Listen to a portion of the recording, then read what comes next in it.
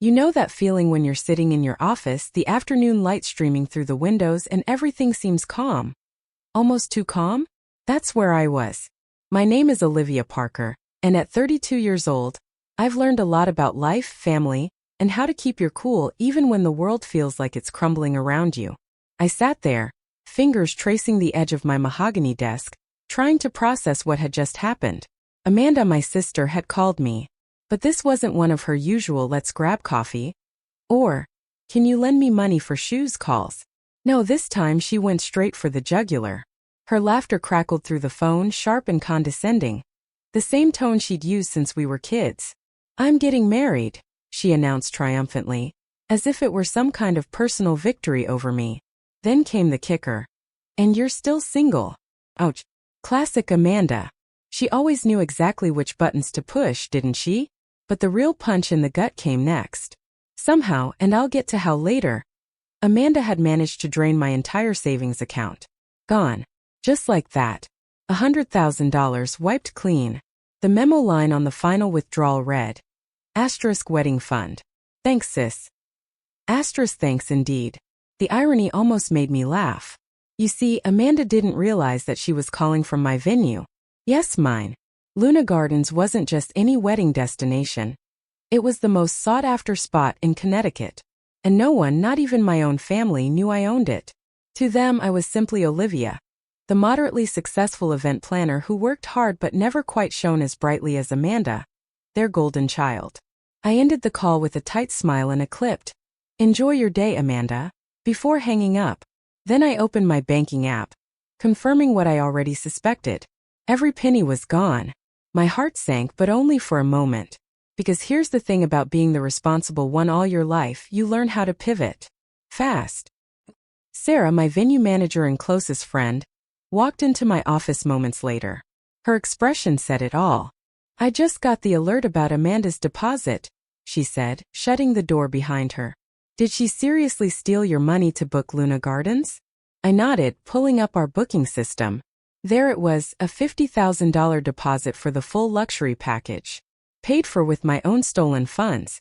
She always did have expensive tastes, I murmured, shaking my head. Though, I suppose it's easier when you're spending someone else's. Sarah perched on the edge of my desk, arms crossed. "How the hell did she even get into your account?" "Mom," I sighed, the realization settling in. "She's still a co-signer from when I opened it in college. They must have gone to the bank together." It wasn't the first time my parents had enabled Amanda's antics. Growing up, I was the responsible eldest, the one who studied hard, helped with the family business, and played by the rules.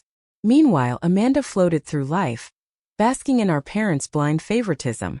Every success of mine was measured against her potential, every accomplishment dimmed so I wouldn't outshine her. And now here we were again. Only this time Amanda had crossed a line. "You're going to fight this, right?" Sarah asked, already reaching for her phone. "I can call the bank, the police." I lifted a hand, stopping her. "No, not yet. A plan was forming in my mind. Let's see what else they have in mind." As if on cue, my phone buzzed with a text from my mother. Amanda told you the good news. She and James are having their dream wedding at Luna Gardens. Isn't it wonderful? We're meeting with the venue owner next week to finalize everything. You'll help with the planning, won't you? It's the least you can do for your sister. I showed the message to Sarah, whose eyes widened. "They don't know," she whispered. "They have no idea you own Luna Gardens." "No, they don't." I pulled up Amanda's client file. Her booking had been flagged for my review as a high-value event.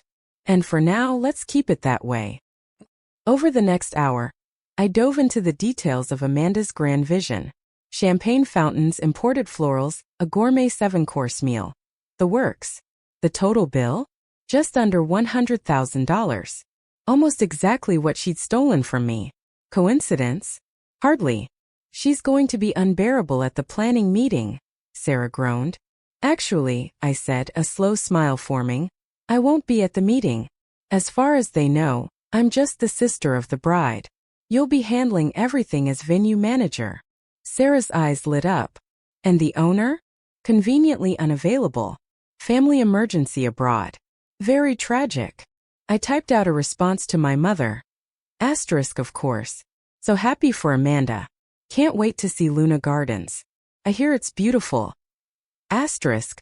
The rest of the day passed in a blur of real weddings, real brides, and real events that mattered. I threw myself into work, setting aside the sting of betrayal for now. There would be time for feelings later. Right now I needed to focus.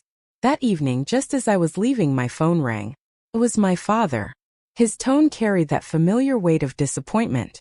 Olivia, he began, your mother says you're being difficult about Amanda's wedding. I paused, already predicting their version of events. I just said I was happy for her. Don't play dumb, he sighed. Amanda needs that money more than you do. You're established, successful. She's just starting out. This wedding means everything to her. The irony of him calling me successful while knowing nothing of my actual success wasn't lost on me. Dad, she took my entire savings without asking. That's theft. It's family, he corrected, as if that excused everything. And family supports each other. Amanda has always looked up to you even if you don't see it. The least you can do is help make her special day perfect. I thought back to the little girl who used to follow me around, wanting to wear my clothes to be just like me. Somewhere along the way, admiration had twisted into entitlement. You're right, I said finally. Family is important. I'll do everything I can to make sure Amanda's wedding is exactly what she deserves. The relief in his voice was instant. That's my girl. I knew you'd understand. And don't worry about the money. Once James' business takes off, I'm sure they'll pay you back. I ended the call, already knowing that would never happen. James was just like Amanda. All grand plans and empty pockets, always looking for someone else to foot the bill. Sarah reappeared, holding a bottle of wine. Dinner. I think you could use a drink and some plotting time. An hour later, we were settled in our favorite wine bar. A bottle of red between us. Sarah took a sip, then leaned in. So what's the real plan? Because I know you're not letting them get away with this. I swirled my glass, watching the wine coat the sides. Did you know Luna Gardens has a strict payment policy? Full balance due 60 days before the event. No exceptions. Sarah's eyes widened. And Amanda's wedding is in 90 days. Exactly. Which means they have less than a month to come up with the remaining $50,000. And since they already spent my money on the deposit, they'll have to scramble for the rest. I set my glass down with deliberate precision.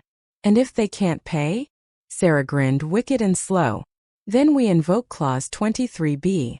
In the event of non-payment, the venue reserves the right to cancel the event and retain all deposits as liquidated damages.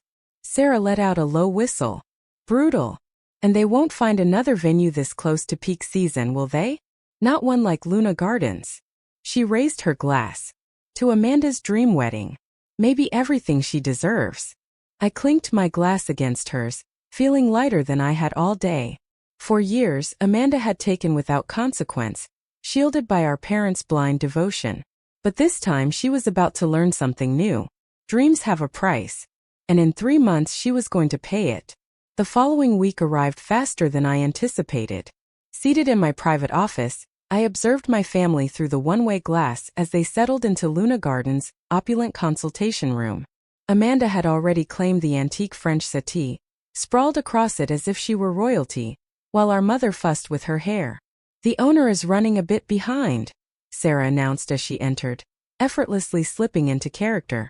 She carried a silver tray adorned with champagne flutes. She sends her sincerest apologies and hopes you'll enjoy some refreshments while you wait. Late. Amanda scoffed, her voice laced with irritation. Doesn't she know who I am? This is completely unprofessional.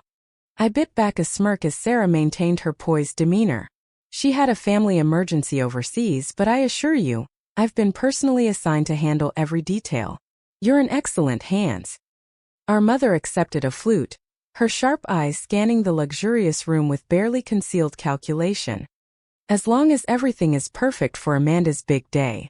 We've heard such glowing things about Luna Gardens.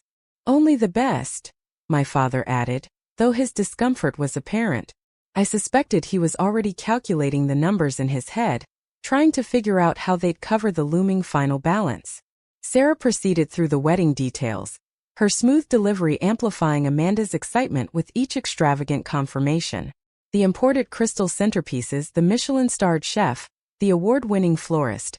Every indulgence was meticulously curated, each one inching the price tag further beyond their reach.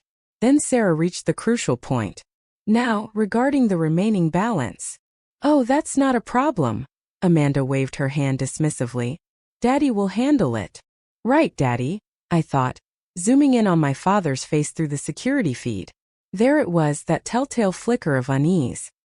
His throat bobbed as he swallowed hard. Actually, sweetheart, he said carefully, I wanted to discuss that. Business has been challenging. I might need a little more time beyond the 60-day deadline. Sarah remained perfectly composed. I'm so sorry, but our policy is strict. The full balance is due 60 days before the event, or we'll have to cancel and retain the deposit. It's all outlined in the contract you signed. Cancel. Amanda bolted upright, her champagne forgotten. You can't cancel. This is my wedding. Do you have any idea who we are? I understand your concern, Sarah responded smoothly, but this policy applies to all our clients. If we don't receive payment, we have a waitlist of eager couples who would love your date. The cracks were forming. My father kept glancing at his phone, likely recalculating numbers. My mother's confident smile faltered. And Amanda? She was doing what she did best, ignoring reality in favor of her fantasy. After they left, Sarah strode into my office, closing the door behind her. That was fun, she mused, collapsing onto my couch. Your sister wants a live elephant at the reception. For ambience. I raised an eyebrow. Please tell me you quoted her a price. 15 grand plus insurance and permits. She added it to the list. I pulled up the running total on my screen and whistled. They're at $175,000 now. That's quite a dream wedding. Using my money. Sarah leaned forward. I dug into your father's finances. His company is worse off than we thought. Mass layoffs. Whispers of bankruptcy. I processed the information. Does Amanda know? Sarah snorted. She's still charging designer clothes to their credit cards. I doubt she's ever glanced at a bank statement. My phone buzzed.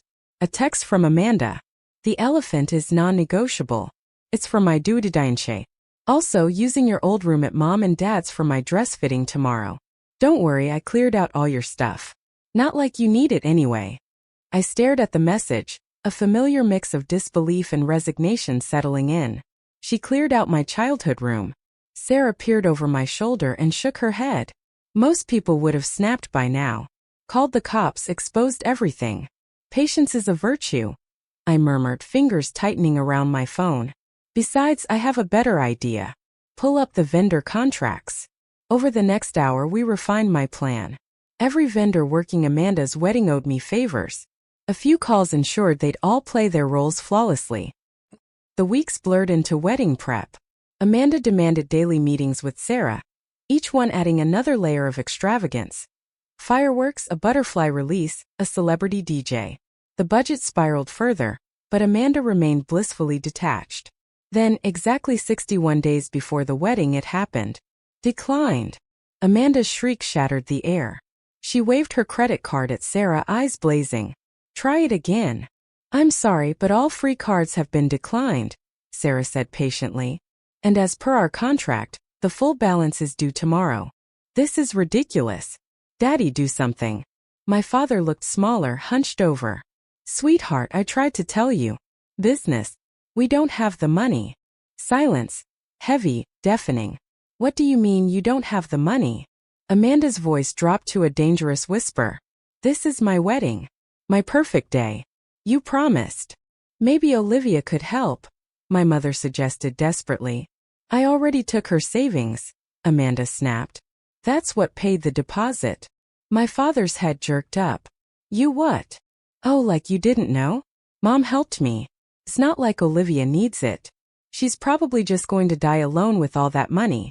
I watched my father's expression shift. He turned to my mother. You helped her steal from Olivia? It wasn't stealing, my mother defended weakly. We just borrowed it. For Amanda's happiness. Olivia understands. My father looked at me through the glass. But this time, his gaze wasn't just apologetic. It was ashamed. "You have until 5 p.m. tomorrow," Sarah stated firmly. "After that, your date will be released." "But the deposit," Amanda gasped. "That's Olivia's money. The contract is clear. All deposits are non-refundable." The meeting ended in chaos. Amanda storming out. My mother chasing after her. My father remained, staring blankly at the contract. After they left, I finally stepped into the consultation room. The air still carried traces of Amanda's perfume, mixed with the scent of desperation. "Well, that was intense," Sarah remarked. I picked up Amanda's abandoned champagne glass, tracing the lipstick stain on the rim. "It's not over yet." Sarah raised an eyebrow. "They can't pay. The wedding's off. Isn't that what you wanted?"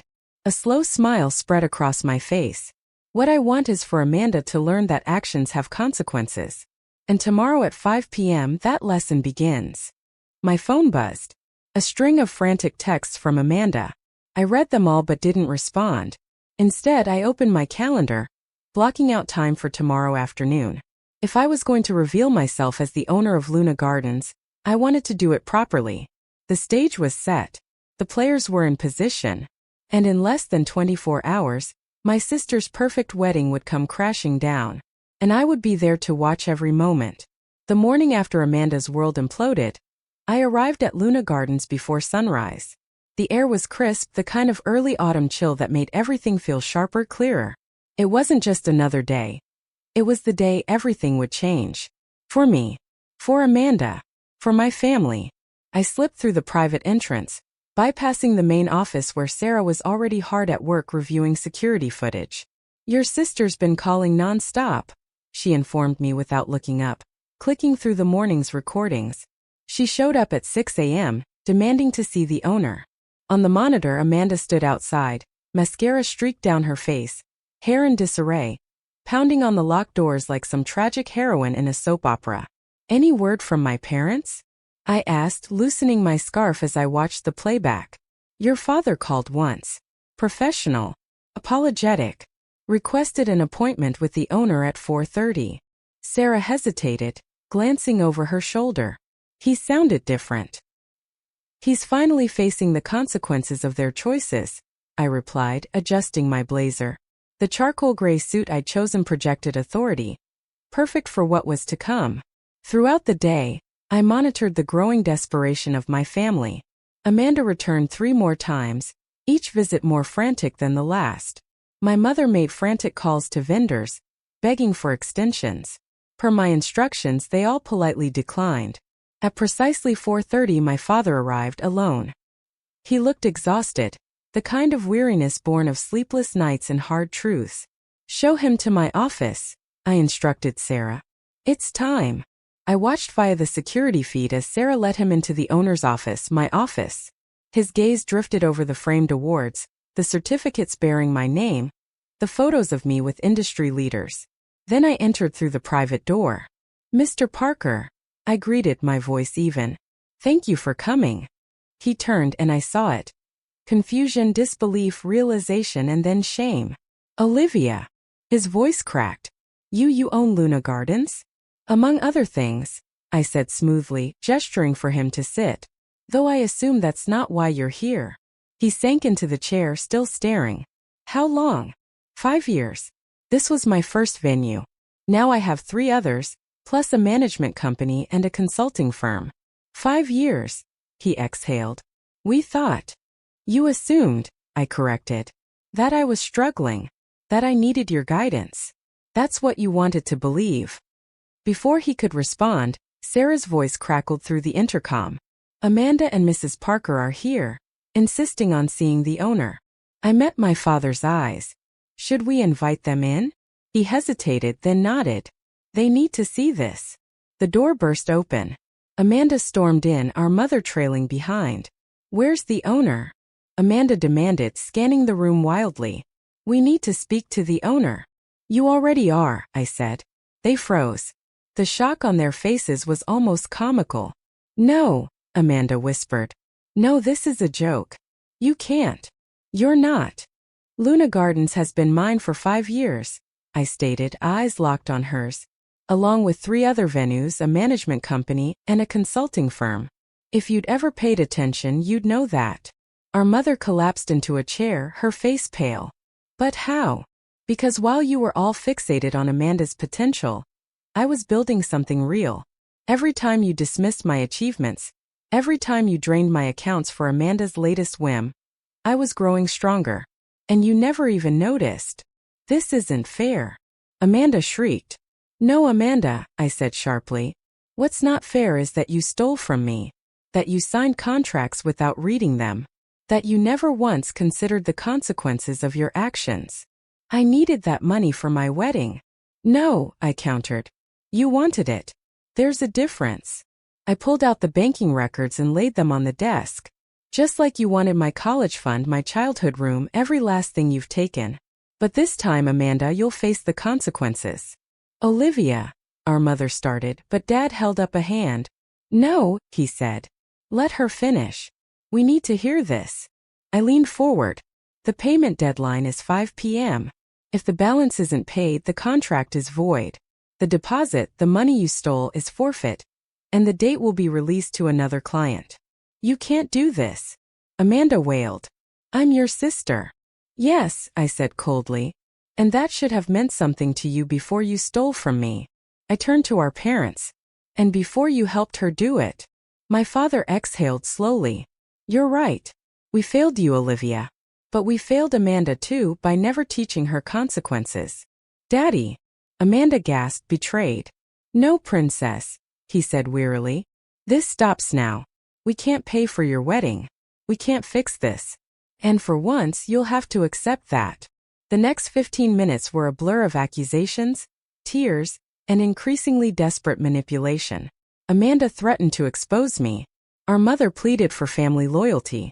I sat calmly watching the clock. At exactly 5 p.m., Sarah entered with the paperwork. The contract is void, I announced, signing the documents. The deposit is forfeit. The date is released. I've already notified the vendors and offered the date to a client on the wait list, Sarah added. Amanda crumpled onto the floor, sobbing. Our mother rushed to her side. Our father remained still, watching me with new eyes. You've built something remarkable, he said quietly. I have, I agreed. No thanks to any of you. What happens now?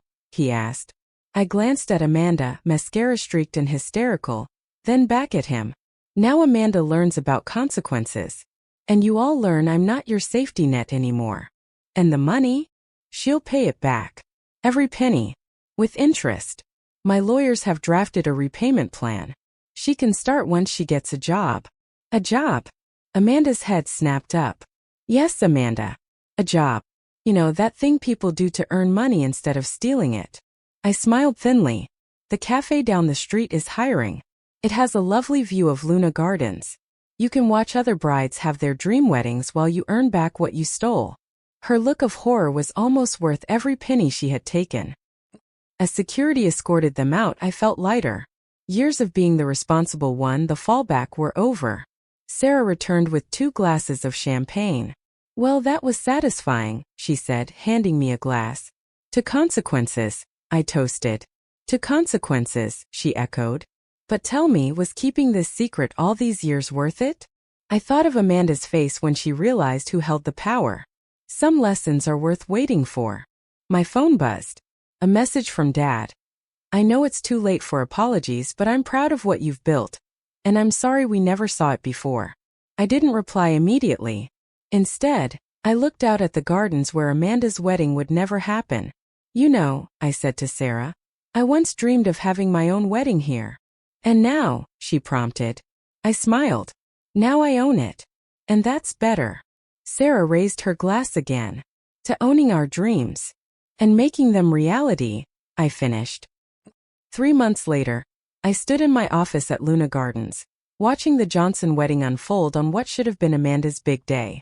The bride was glowing, the ceremony seamless, and the elephant-free reception was in full swing. Everything was exactly as it should be. My phone buzzed.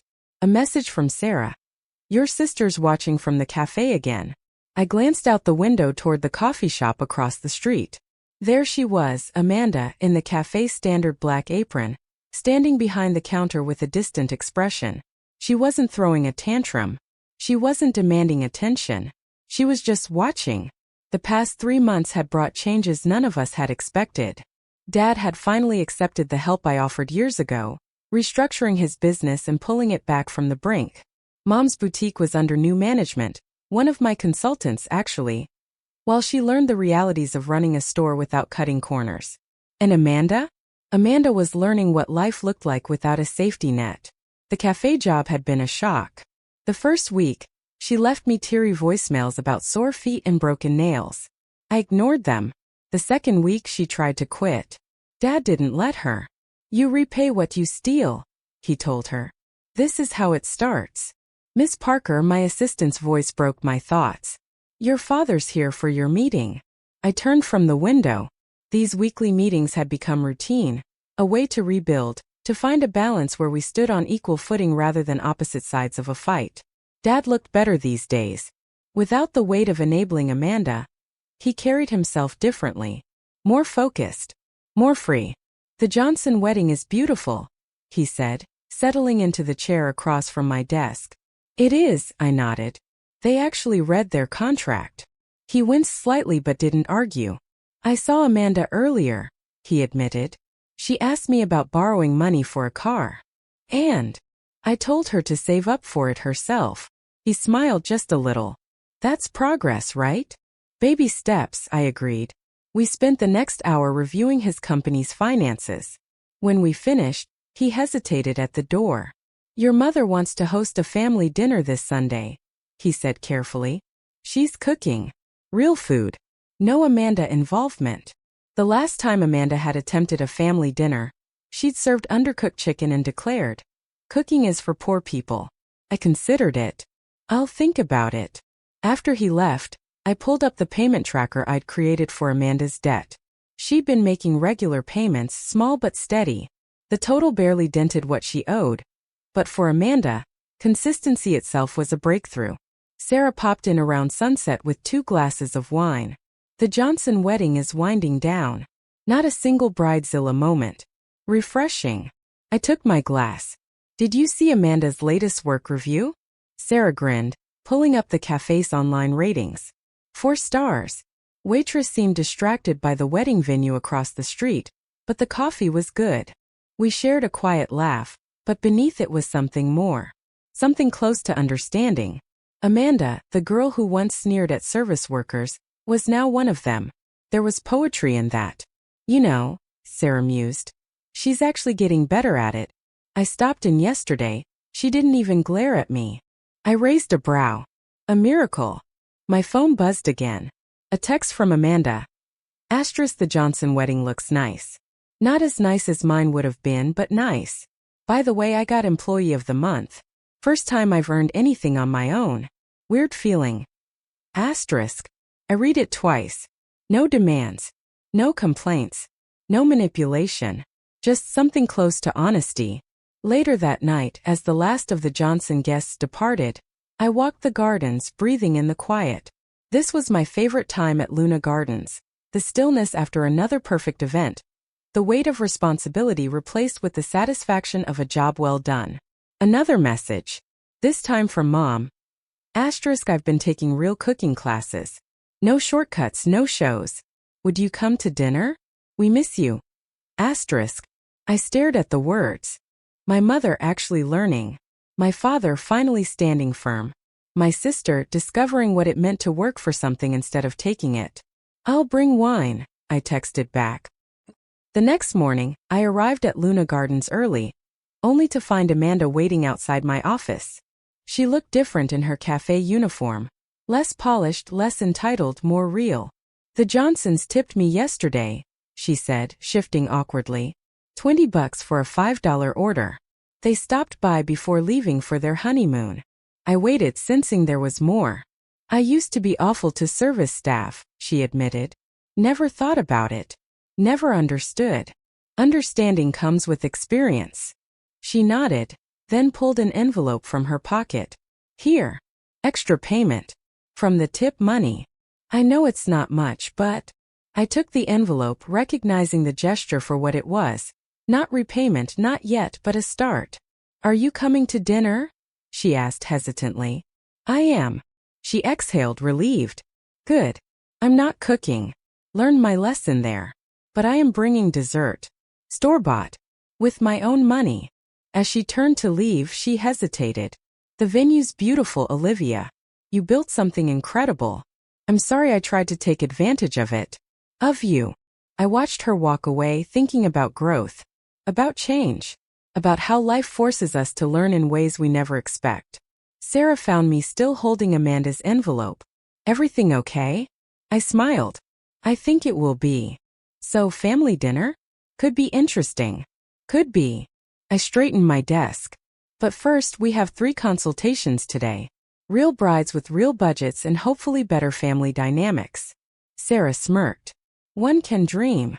And I did. Not for Amanda. Not anymore. But for myself. For my business. For the life I'd built. As I prepared for my first consultation of the day, I looked out at the gardens, where another bride would soon say, I do. Another family would celebrate here. Another dream would come true. And this time my family finally understood what that meant. Amanda might never have her perfect wedding at Luna Gardens. But maybe, just maybe, she found something more valuable. And that, I decided, was the best gift I could have given her. The Sunday dinner invitation hung in the air between us like an unspoken truce. My mother, who had once dismissed cooking as beneath her, was now standing over a stove, carefully stirring a pot of homemade soup. Dad sat at the dining table flipping through financial reports. Not for his failing company, but for the new venture I'd helped him launch. Amanda arrived last, carrying a bakery box that smelled faintly of vanilla and cinnamon. I brought dessert, she announced, setting it on the counter. Store-bought. With my own money. My mother glanced up, eyebrows raised. Did you save up for this? No, Amanda admitted, her cheeks flushing. It's from tips. But I earned them.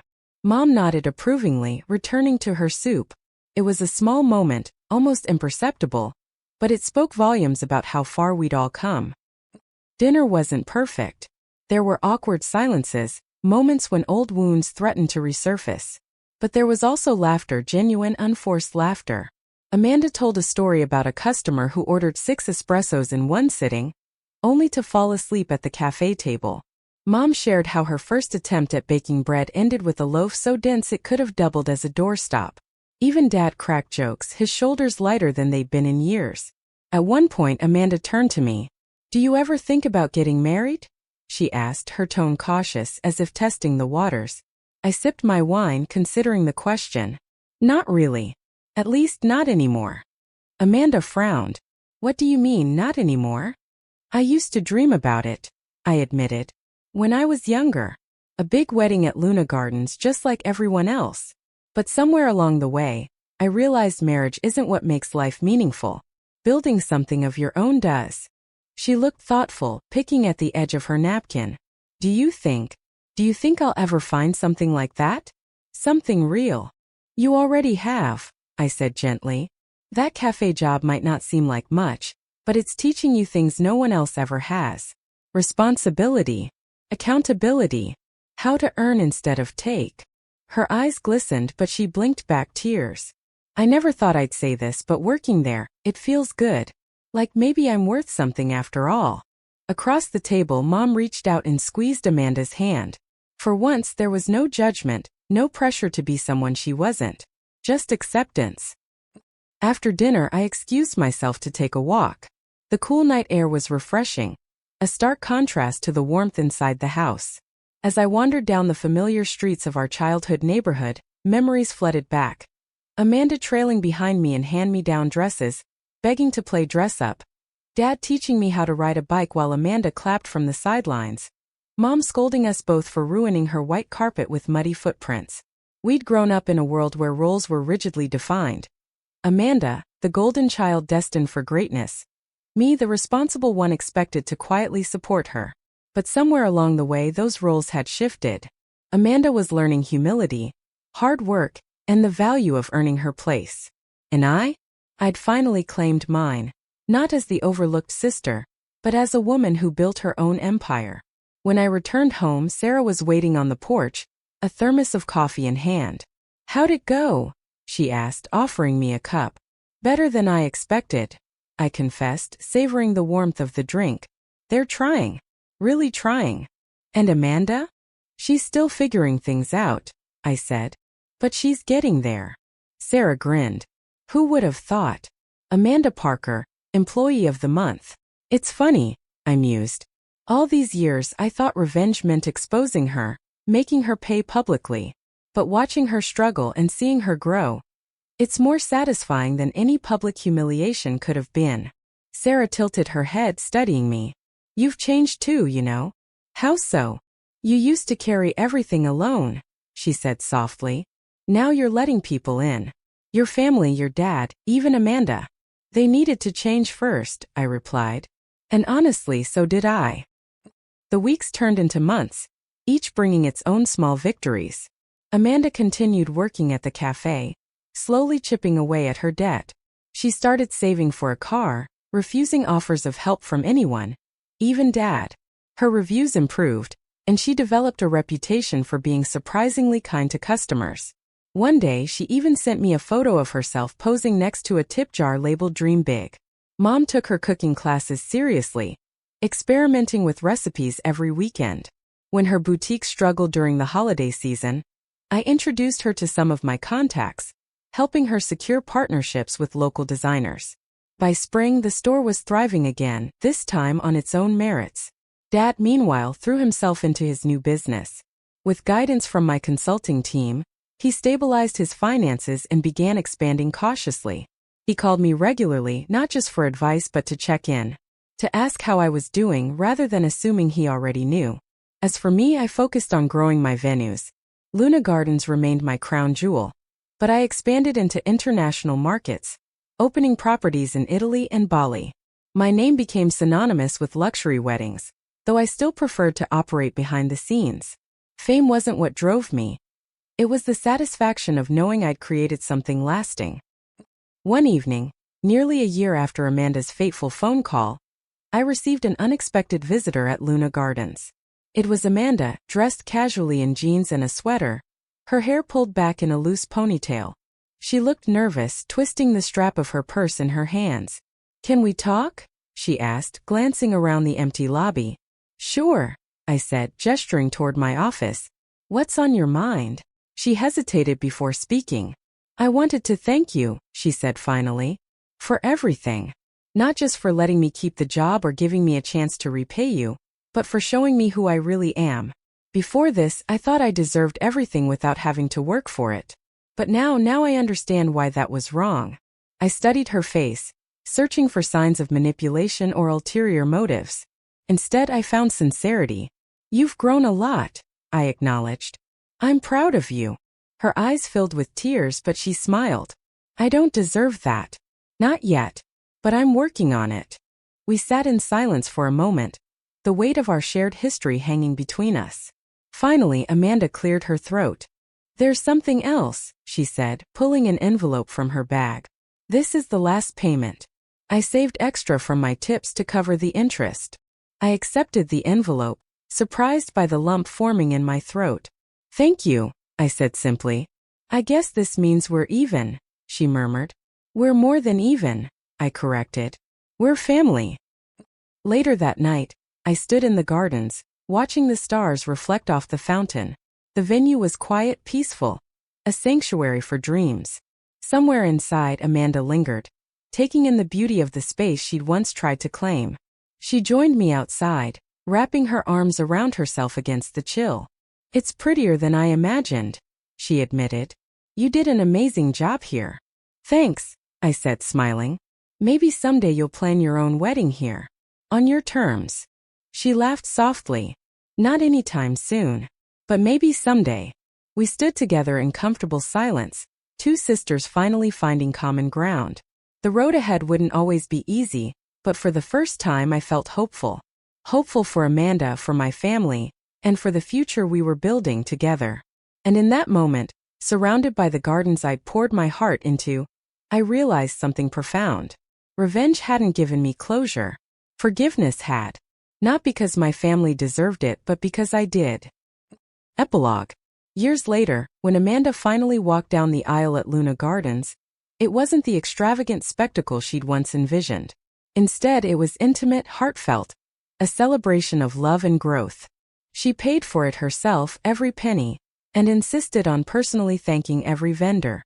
As I watched her dance with her husband under the string lights, I couldn't help but feel a sense of pride. Not for the wedding, but for the woman she'd become. Stronger, kinder, wiser. In the end, Amanda didn't just learn about consequences. She learned about redemption. And so did I.